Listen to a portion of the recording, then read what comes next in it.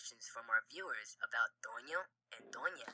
Like, do you ever see one without the other? Basically, no. Not really. We're always together. We work as a team. But what a lot of people don't know is that they're twins. And while you may think they're alike in every way, they're not. For example, Yo soy más inteligente que mi hermano. but Toño's got his strengths too. That's right. For example, yo soy más atlético que mi hermana. Another thing, I know it's tough, little dudes, but we have to face it. They're vertically challenged. He's right. No way to deny it. Somos menos altos que Pablo. But there's one thing they both do exactly the same. They both talk a lot. Toño habla tanto como Toña, and vice versa.